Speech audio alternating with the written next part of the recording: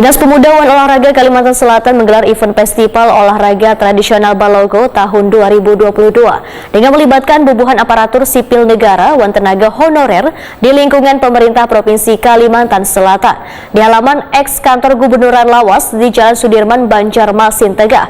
Paisukan Selasa 13 September 2022, festival Balogo ini diikuti 30 tim dari 20 SKPD di Pemprov Kalimantan Selatan dan setiap tim masing-masing 3 orang.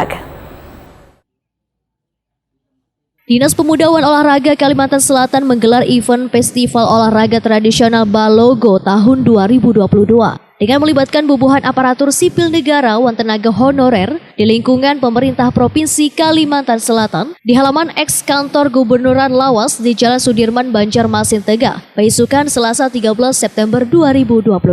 Kepala Dispora Kalimantan Selatan Hermansyah wayah ditakuni Prima TV memadahkan keberadaan permainan tradisional di Kalimantan Selatan mulai kada terjamah oleh warga, khususnya kekanakan yang wayah ini justru lebih gemar bermain gadget seiring dengan terus berkembangnya digital. Hermansyah berharap melalui festival Balogo ini, maka upaya untuk melestarikan permainan tradisional Kalimantan Selatan akan dapat mengembangkan kreativitas pemuda dalam membudayakan olahraga tradisional Balogo.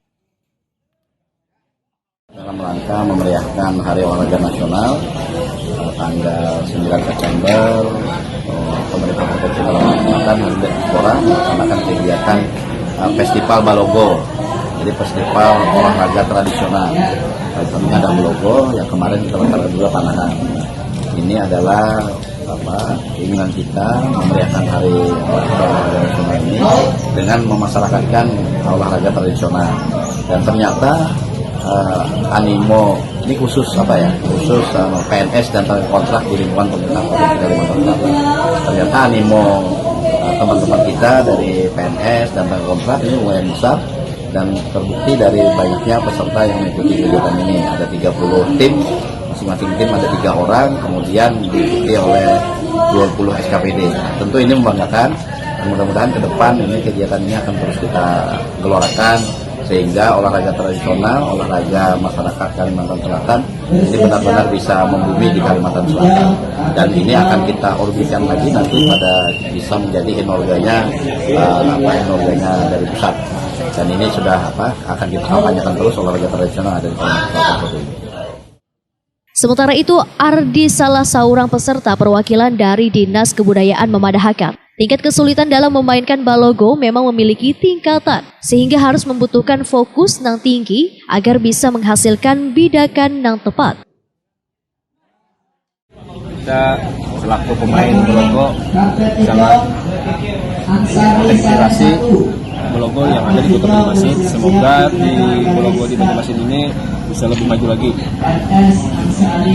Sebelumnya pernah main kayak gini? Belum pernah sama sekali. Oh, jadi ini pertama lah. Iya, pertama.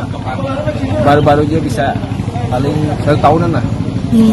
Ada Kesulitan tersendiri kan dalam memainkannya? Kayaknya tingkat kesulitannya waktu kita bidak supaya agar nggak mati, karena agar nggak mati kita landing ini sekian meter, terus kita tembak kena gimana supaya nggak mati bidak biar tambah double poinnya gitu. Itu aja sih kesulitannya. Ya, terutama kan kita keker. Kalau sudah pas baru kita bidik. Kayak semacam latih fokus ya ini. Ya, fokus konsentrasi. Festival Balogo ini diikuti 30 tim dari 20 SKPD di Pemprov Kalimantan Selatan. Dan setiap tim masing-masing 3 orang.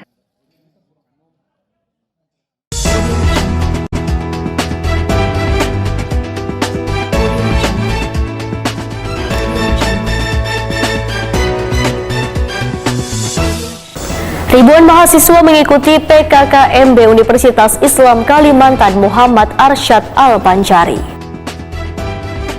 Wan kabar kenaikan harga bahan bakar minyak kada berpengaruh pada tarif BRT. Pemirsa, jangan kemana-mana karena setelah pesan-pesan berikut ini kami akan hadir kembali. Tetap di Kabar Prima.